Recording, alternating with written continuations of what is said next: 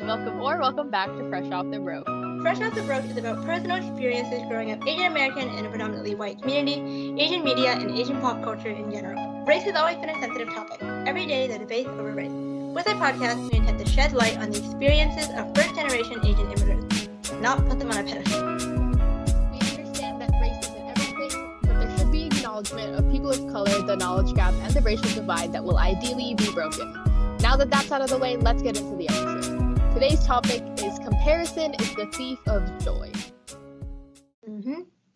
And now why are we doing this episode?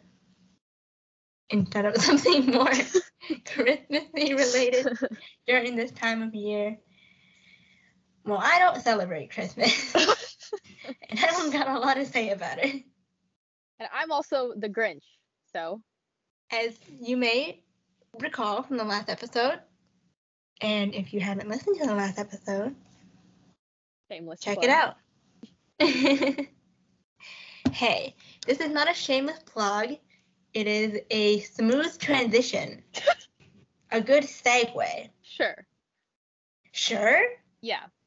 Sure. You gotta be more certain about that. Anyway, because we're not relating this to Christmas, this episode is more focused on New Year's, or the theme came more from New Year's. Mhm.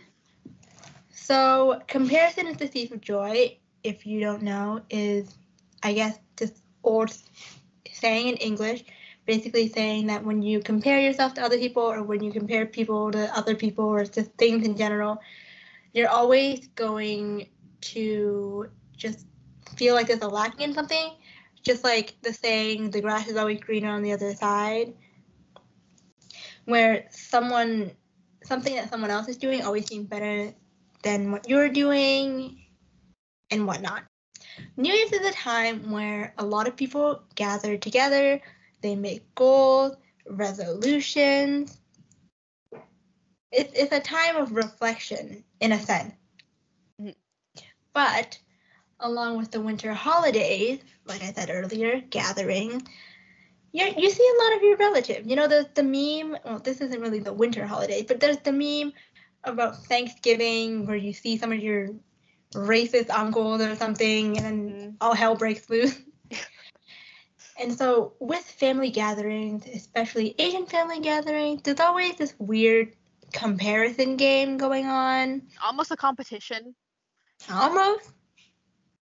There's this big competition game, without calling it a competition, I guess, where parents or relatives or whatever, they'll start comparing their children, like, oh, why can't you be like your cousin?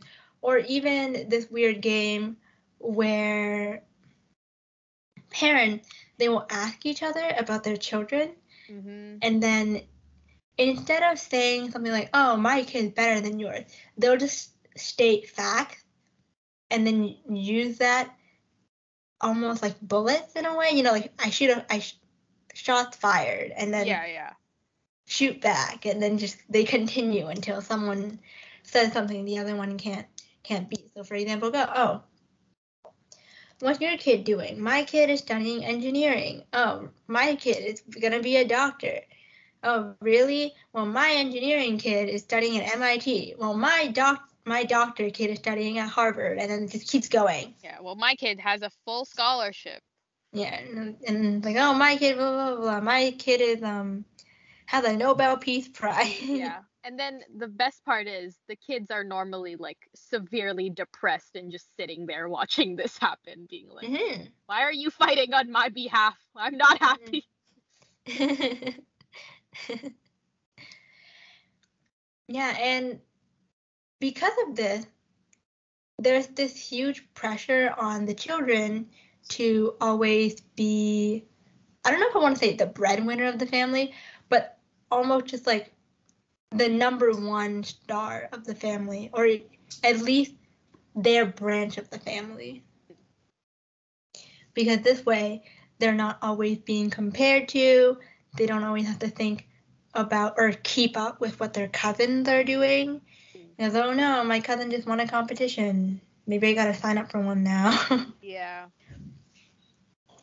Have you ever had that experience growing up? Oh yeah, for sure. I think more often than not at family reunions, I'm either walking into a conversation when I hear parents talking about me, specifically my mom, I guess, like talking about me and what I'm doing, and almost even like exaggerating to the point where it's like I'm not even like she's making it sound better than it actually is for the sake of keeping up appearances. Yeah.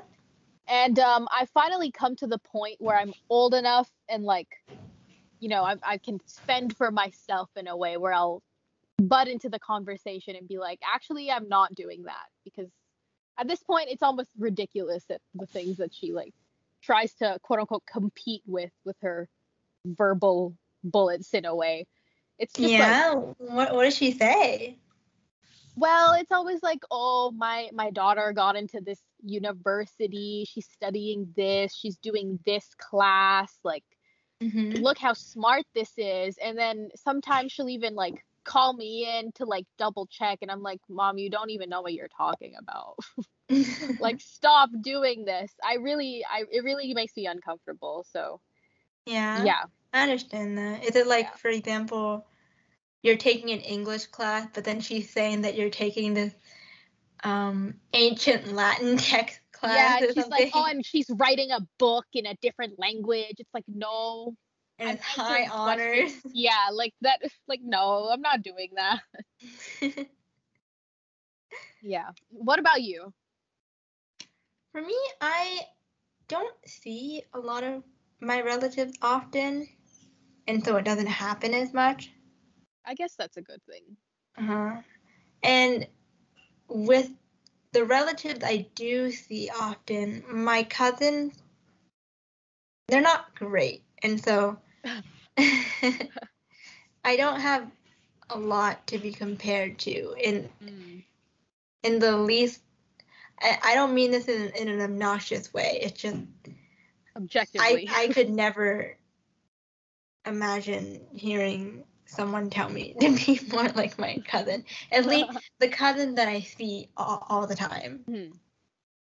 My other cousins are great. But with those other cousins, the ones I don't see all that often, they're either way too young or way too old for me to really be compared to them. I don't really have cousins that are the same age as me. So it's not like, for example, say I am applying for university, and so, a cousin the same age as me is doing something better or worse than me. And then there's this animosity. I don't really have that. I'm lucky about that. But one thing I do experience a lot is more media comparison. So your parents see something or someone, and then they say, wow, look how smart this person is. And my parents do this thing where they're not as straightforward about it. I think they're relatively passive aggressive people, which is a bit annoying. I will admit. I say that like I was gonna hide it. But instead of just saying, oh, why can't you be like some person in a headline, they'll just say things along the lines of, oh wow, that's so cool. Their parents must be so proud of them. And I think I'm doing quite all right for myself. And that's all that matters to me, honestly. Period. I've mentioned this in past episodes. I could not care less if they were proud of me, really. Hell yeah.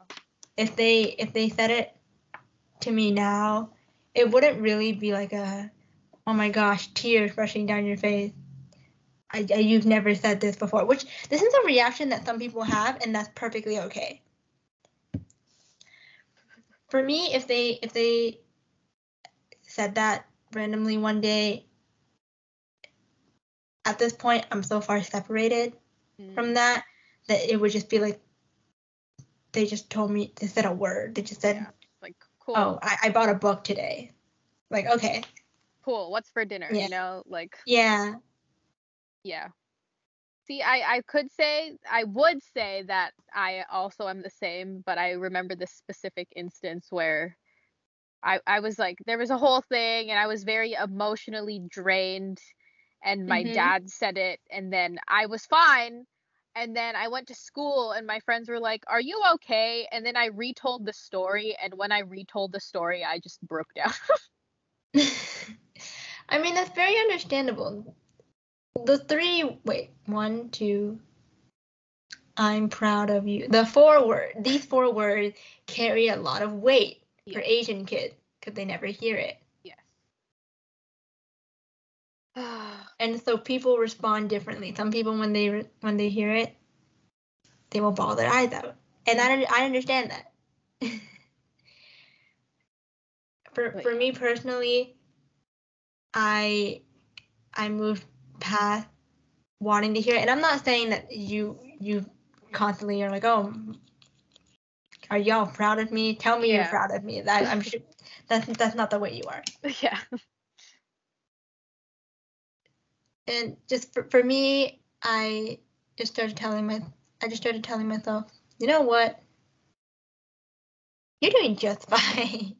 Yes. Whether or not they say they're proud of me, I'm still doing what I'm doing. Like, for example, say I got an A on a test, or I don't know, just let's say I got 100 on something. Whether or not they say they're proud of me, I still got the 100. Mm-hmm. Them saying they're proud of me won't change Cold hard that. facts. Yeah. That sounded so aggressive. Hey, it's a cold hard fact that you got an A. That's all that matters. Thank you. And so that's just how I started looking at things.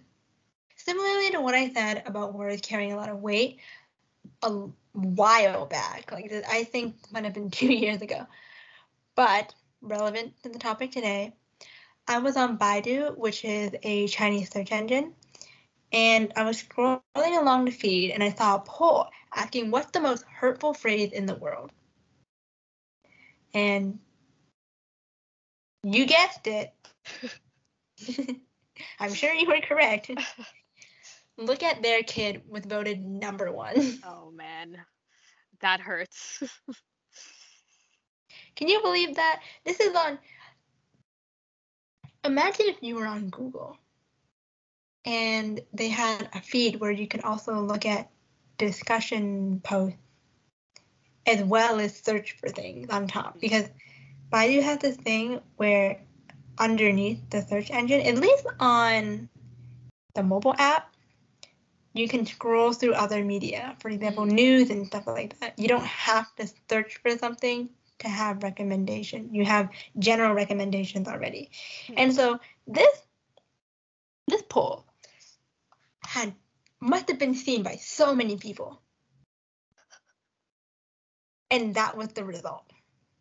Feels like a personal attack, and I'm sure every single person who saw it felt like it was a personal attack as well. I know. That is so, oh god. Oh Yeah, god. and then unfortunately, I didn't get a screenshot of the discussion post, but I did get a screenshot of a recommended article or smaller discussion thread where people were talking about why look at this person's kid is in a family the most harmful thing to say. And so I'm going to throw that up on the screen as anecdotal evidence in a way. And a disclaimer, because Baidu is a Chinese search engine, unless you know how to read Chinese, you're not going to be able to read the screenshot. So just when you look at this picture, remember what I said. The top, the headline says, why is look at this person's kid the most harmful thing that you could say in a family.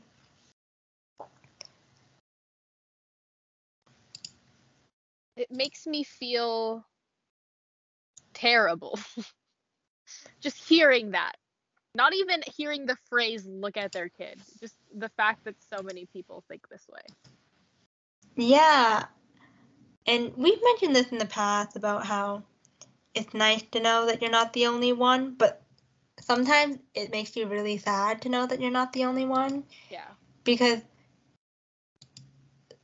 there's a lot of things that I don't think deserve to have more people experiencing it. Yeah. There's a lot of terrible things that happen where you would rather it maybe not just be you, but like you would rather it not be a lot of people. Yeah. Just because it's a tragic thing. Yeah. Or it's just a bad thing.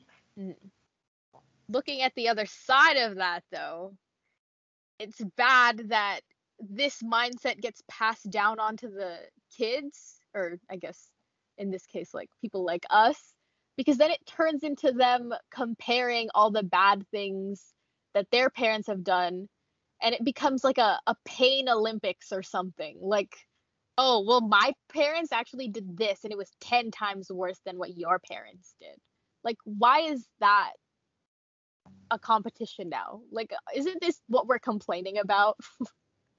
Yeah, I've seen this a lot, and I've personally overheard a lot of conversations like this where people sometimes it will start off as a normal conversation, and then somehow it will end up that way, and sometimes it will just right off the bat be a competition. Oppression Olympics. Yes. Or just complaining. I'm trying to think of an alliteration. A complain competition. Yeah. That was a lazy one. I apologize. And it's weird because especially when it starts off as a normal conversation and we're like, oh, how are you? I'm all right, whatever. Like, oh, I'm a little tired. And then they'll start getting specific, and then you realize, oh, these people are fighting. Yeah. And be like, oh, I'm a bit tired. Like, oh, yeah, you didn't sleep very well. I'm like, yeah, I only got 4 hours. Like, man, you're unlucky. I only got 2 hours. Yeah, and it's like, wow. And then they keep going. They're like, oh, yeah, well, the reason why I got 4 hours was because of this. And like, well, the reason why I got 2 hours, that's because of this and this. Yeah. And then you're like, why are y'all speaking so loudly? I can hear everything you're saying. Like, aren't you guys a little time to tune up this conversation. Yeah. And especially when it comes down to like bad things that their parents have done or said, it's like y'all are doing the exact same thing. Like, you feel like you've won, but ultimately you are the villain in this case. Yeah. Well, I don't know about the villain if it's the kids complaining about the pain. I mean, like, but like you're ultimately not winning no matter what. Like you're congratulations, you have the saddest life, I guess. Yeah. It's like not mean like villain is in that way. I mean, like, if you were to be like, oh man, I'm so down. My parents like got mad at me this morning, and I was like, oh yeah, well, my parents got mad at me, and then they took away my phone, and then they took away this. So why are you sad? You know, like, that's not helpful to anybody, including yourself. Yeah, of course. And when you're in that state where, I don't know, you somehow wore someone down, and then you're the one with the most tiring life, where do we go from there? Yeah, it's like, great. Moving on in conversation from this very dark topic, I guess. Yeah, it kind of reminds me of this whole meme of rich kids comparing how wealthy their families are. And like, oh, my dad owned I don't even know that many rich. I'm not rich. I don't even know that many car brands. I don't know if I can last this whole example I'm about to do. It's like, oh, my dad had a Mercedes. Oh, really? My dad owns a Lamborghini. Oh, really? My dad owns this. And then they just keep going. My dad owns a yacht. Yeah. and they just move on. My dad has two private jets. My dad doesn't even have a car. We just take helicopters everywhere. Yeah. Oh yeah, we have a helicopter pad on our main house and our cottage. Yeah. We only have one cottage. Yeah, it's like, why are you taking the helicopter to the cottage when you should be at multiple cottages? Yeah, we have a designated pilot. Yeah. If you guys have a cottage, we have like a mansion that we call our cottage, but it's not actually a cottage. Yeah, imagine having a cottage that's so yesterday. People have beach houses now. Yeah, come on now. Yeah, we clearly know. That's what we call fresh off the broke. Yeah, exactly. So on brand for us. But anyways. Yeah, we have something to confess. We have something to confess. We've been recording this from a mansion this whole time. Yeah, sorry. We're posers, I guess. The posers of fresh off the broke. Yeah, that's why we didn't want to do a face reveal, because then you would have to see our setup. And our giant stacks of cash in the background. Mm-hmm. Yeah, we just have overflowing. I can't even open the door some days. Mm-hmm. All the cash. It's so hard to get out of bed because I just have to move all of the cash out of the way so I can get out of my room. Yeah. That sounds so weird. Like you have your room is just covered in loose change. Yes. But yeah. What were you gonna say before we got to the whole money stack thing?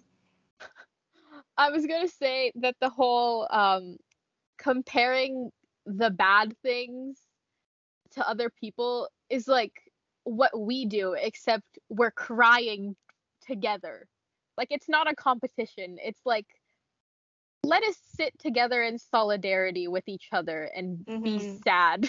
Yeah, we wallow for a bit and then we move on. Yeah, we wallow and then we try to hype ourselves up and then move on with the day because the time machine waits for nobody. The grind never stops. No. Ignore everything we said about workaholism. Yeah. I'm joking. But yeah, I mean, that's one of the reasons why this podcast exists in the first place. It all stemmed from the conversation that Rihanna and I used to have, well, we still have. I mean, technically used to, because we don't have this location anymore. Yeah. But we used to always see each other in the morning before class in the specific spot at school. And a lot of the time, we would end up talking about sad. I don't know how to word it. Not sad, but more of like a, it's early in the morning. We didn't want to be at school. Why would we were just talking about life, and then we just ended up talking about some sad things that happened. Mm-hmm. And that's how this podcast was really born, because it wasn't just, for example, complaining about some random thing that happened in our life. We also ended up talking about a lot of things pertaining to being Asian and the Asian experience. And we thought that having this podcast would be a good way to compose. Is that the right word? I guess, yeah. But it's like each episode is a topic within this collective experience. Yes. Or within this universe. Yeah. And so we're taking our conversation topic and then structuring them more in a deliberate conversation in a way. Yeah, yeah. Because when you're talking to your friend, you don't have an intro. No. And then you have... Or like segues. Or segments. And you definitely don't recommend things for people to comment at the end. Yeah. And so this is almost like, I don't know if I want to say like a time capsule, but there's little modules of things we think about, but we expand them into hour-long podcast per se, or shorter. So, moral of the story is, don't play Oppression Olympics with your friends. Make a podcast. And cry together. Yeah. It's way better. Mm-hmm. Can't speak from personal experience. Yeah, because Brianna will text me something or tell me something, and I'll respond, no! Yeah. And then I'll say something to Brianna, and she'll be like, no! Yeah. And then together, we're just going, crying no! emojis.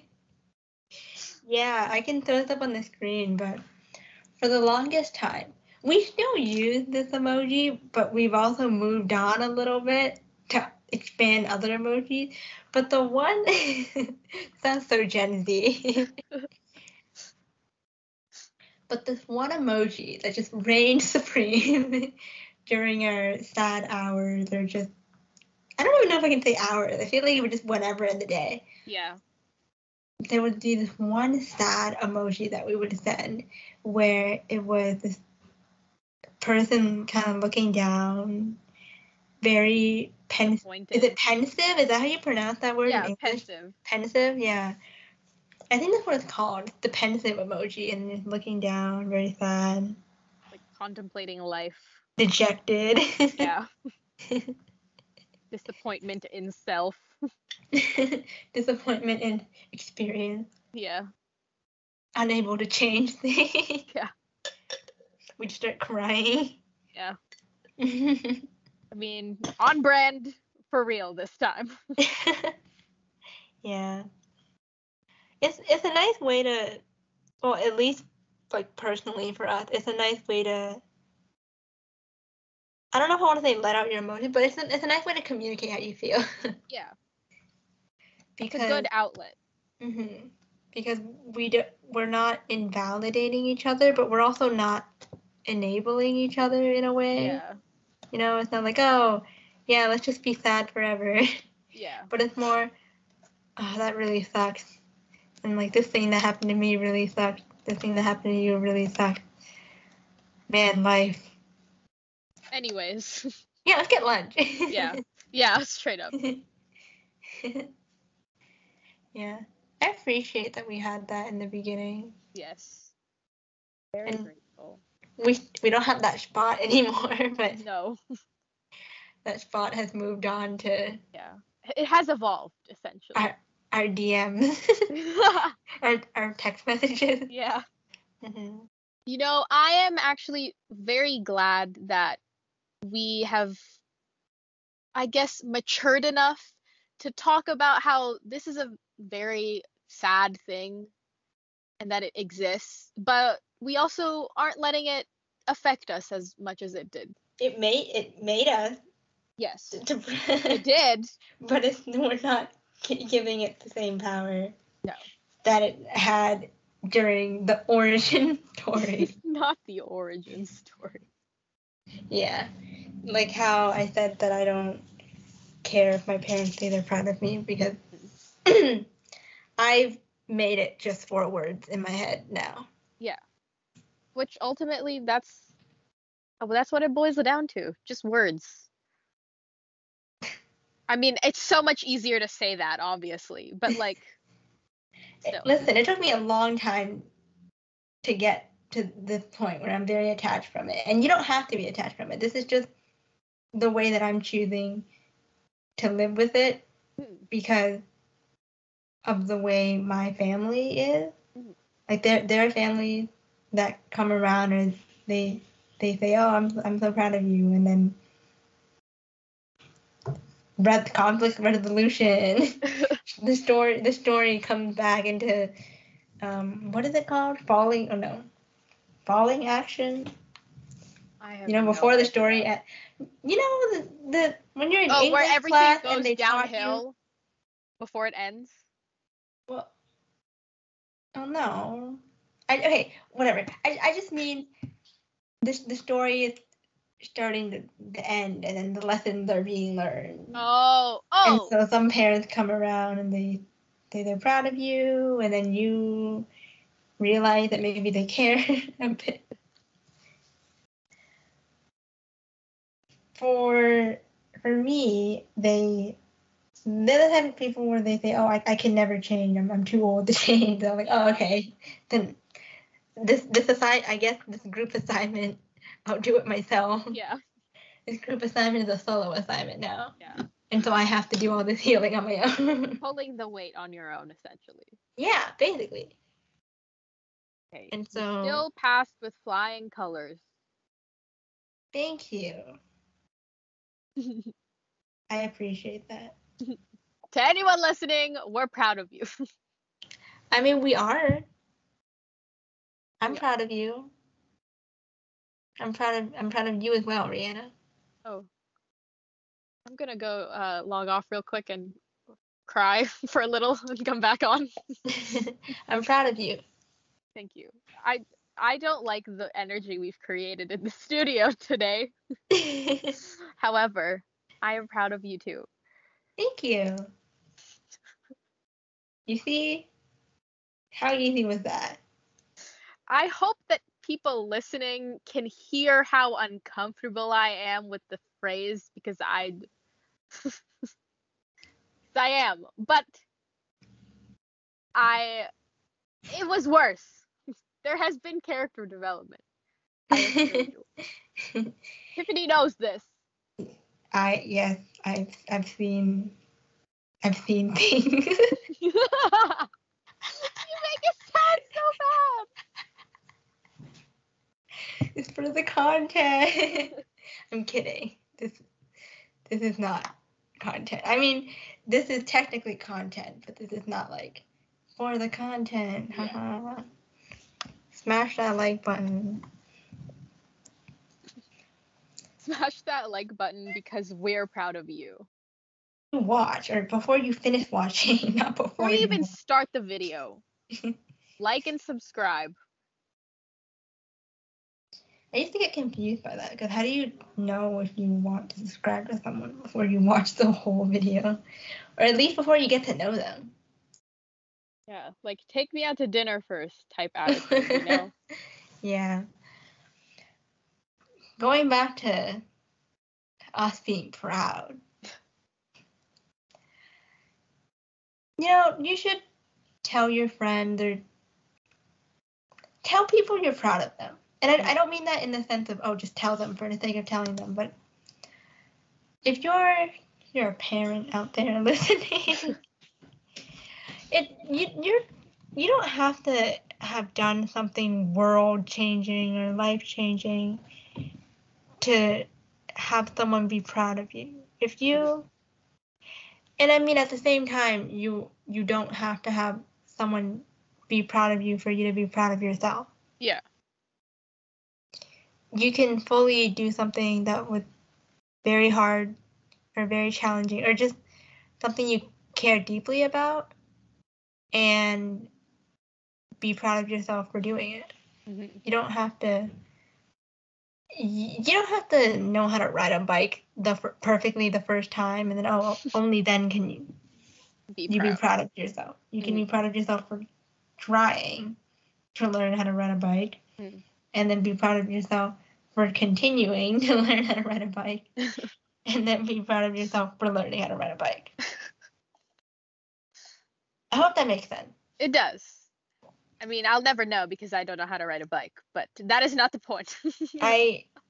Bad example, I guess. I didn't realize. You don't know how to ride a bike? No, I don't. I didn't know that. We'll talk about it. You say that like we're gonna set up a meeting in your office later. Yeah. Office hours are open later for why I don't know how to ride a bike. I'll pencil you in at 4. Yeah. We'll also include that part in the episode where Rihanna tells her story about she doesn't know how to ride a bike. Yeah. Comment down below when you're free so I can put you in on my schedule. Just everyone? Yeah, everyone. I've uploaded a Google Doc to help schedule this. Yeah, fill out the when to meet. Yeah, fill out the form. And Brianna will get back to you in 5 years. Yeah. Because rather than telling everyone the story at once, she's going to do it one by one, the same exact story. Yeah. And you're going to like it. So look forward to that. And you should be proud of that as well. Yeah. I don't know if you should, to be honest. Hey, you know what I'm proud of? What? I'm proud of another year of FOB. Me too. This is the last episode of the year. Not forever. We're coming back. We'll be back. Scheduled as normal. But yes, I'm very proud. You'll see us in 2 weeks. Yeah. You better be here. Yeah, just because it's the last episode of the year doesn't mean it's your last video forever. Yeah, come on now. You're stuck with us forever. Yeah. Fresh off the toxic relationship. That's how we end the year. Yeah. With a threat. Yeah. And you're gonna like it. Jesus. What is this? No, that's not what this is. I mentioned this earlier when I was talking about how this started, but I am proud of how far we've come. We have 2 years worth of episodes, right? Yeah. Yeah. Yes. You have basically 2 years worth of episodes with tons of topics, different guests, lots of happy, sad, funny moments. And I thoroughly enjoyed doing this with you. Me too, man. Oh, I'm gonna cry. What is this? You started this. You God were the damn one that said, you know what I'm proud of? Another year of FOB. Because I am. Me too. We now have about over 20 countries. We have thousands of streams. We're on many platforms. We have subscribers on many platforms. I'm gonna cry. We need to end this. Should I stop? We need to end this before I cry. Okay. For Brianna's sake, we'll cut it here. Just know that we're proud of you, we're proud of us, and we're proud of each other. And you should be proud of yourselves, anyone listening. Yeah. And you know what else I'm proud of you for? What? For tuning in today. My New Year's resolution is to make brand new segues for my thanks for tuning in today. Feel free to leave a comment down below about your thoughts on the whole, hey, look at this kid, look at this cousin, look at your classmate, look at this and that. Tell us your experience with that. Do you have a standout story where someone compared you to someone else and it made you very angry? How did it make you feel? I'm a therapist now. Yeah. Let us know what kind of stories you've seen in the media, and also if that affects your personal view on your life, or if that affects the way that your family or your friends see you. Do you get the whole, wow, look at this 9-year-old prodigy. You're 19, what are you doing with your life? Or like, you're 29, what are you doing with your life? And I actually have a homework assignment for y'all in the comments. Tell us one thing that you're proud of yourself for. Yes. We're looking. We're checking. The way you say that seems like you're lying. What? The way you say that seems like we're totally looking. No. Actually, we will look. At least I would. I'm kidding. Oh my gosh. Brianna will look as well. We look together. If you guys like this episode and want to stay connected with us, Because you will. Oh, yes, you will. You will. For next year. We'll be back in 2 weeks. Happy New Year. Happy Merry Christmas also. Happy holidays. Yes, that. But check out our website in the description. Checking. We're checking. We're ending off this year with aggressive outros. Our website contains links to our streaming platforms such as Spotify, Anchor, Apple Podcasts, and more. Follow us for more behind-the-scenes content, announcements, and other random things we decide to put on there. See you next year. Bye.